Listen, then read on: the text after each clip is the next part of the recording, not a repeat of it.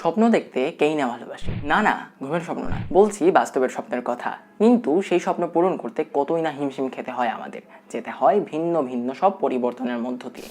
আচ্ছা, এরকম পরিবর্তনের মধ্য দিয়ে যাওয়ার সময় কি এমন মনে হয়েছে যে আমি তো ওটা করতে চাই, তাহলে এইটা কেন করছি? ধরেন আপনি বড় হয়ে একজন ডাক্তার হতে চান, কিন্তু এখন থেকেই আপনাকে ফিজিক্স, কেমিস্ট্রি, ম্যাথ ইত্যাদি এক্সট্রা পড়তে হচ্ছে। তাহলে এগুলো পড়ছি কেন? উদাহরণটা সিলি হয়ে গেল, তাই না? বাদ দেন। paulo coelho লেখা উপন্যাস দ্য আলকেমিস্ট পড়ে আপনি স্বপ্ন সম্পর্কে চমৎকার ধারণা পাবেন। কিন্তু ভাই, আমি তো বইটা পড়ে ফেলেছি। ভাই জানি আপনি পড়ছেন, কিন্তু গল্পটাতে ক্যারেক্টার ডেভেলপমেন্টের মধ্য দিয়ে স্বপ্ন সম্পর্কে সুন্দর ব্যাখ্যা দেওয়া হয়েছে। গল্পে একজন স্প্যানিশ ছেলে পরপর 2 রাত একই স্বপ্ন দেখে যে সে পিরামিডের কাছে একটি গুপ্তধন পেয়েছে।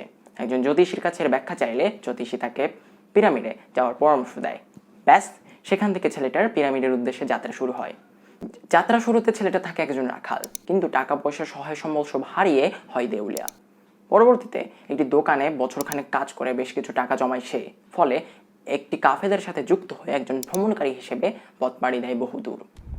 একজন আলকেমিস্ট হয়ে নিজের যাত্রা শেষ করে সে। হালকা করে স্পয়লার দিয়ে দিলাম। এই যে ইত্যাদি পরিবর্তনের মধ্য দিয়ে ছেলেটা নিজের স্বপ্নটাকে বাস্তবায়ন করলো, এটাই পুরো উপন্যাসের মূল ভাবকে প্রকাশ করে। আর এভাবেই আমরা প্রত্যেকে ভিন্ন ভিন্ন পরিবর্তনের মধ্য দিয়ে নিজেদের স্বপ্নটাকে বাস্তবায়ন করি। হয়তো কেউ বুঝে করি, হয়তো করি না।